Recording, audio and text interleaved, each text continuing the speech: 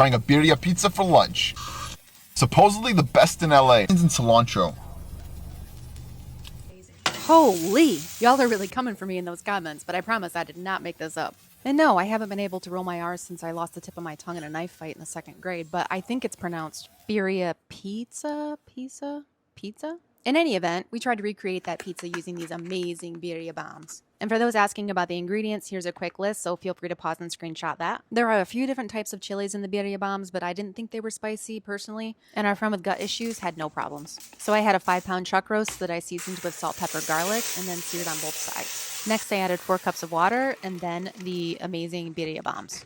The package says if you have a 1 to 3 pound roast, go ahead and use 1 ball, but since I had a 5-pound roast, I went ahead and used both balls.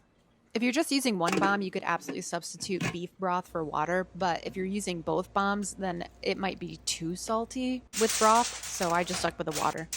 Now that the chuck roast is done cooking and filled the entire house with the smell of love, we're going to go ahead and shred it. I took out the big chunks of fat because biting into them grosses me out, but you can do whatever you want. You're going to need a little bit of a workstation, so if you happen to have a table laying around, that's great. My friend magically materialized with this table out of his RV, which worked out perfectly. But you're going to dip those tortillas in that beautiful thick red consomme and go ahead and throw them right on the Blackstone.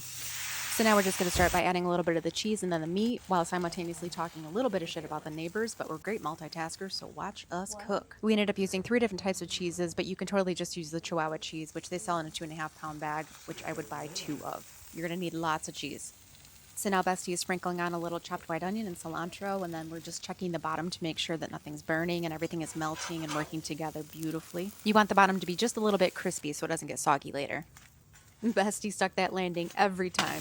I was so impressed. We ended up making 3 pizzas for 4 people, which was way too much food. We had a ton of leftover meat, which we used for burritos the next night, but you can use it for tacos or ramen or whatever you want.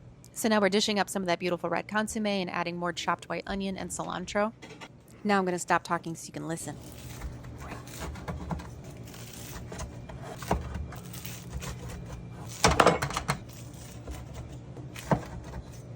That's exactly the sound you want, a little bit of crunch.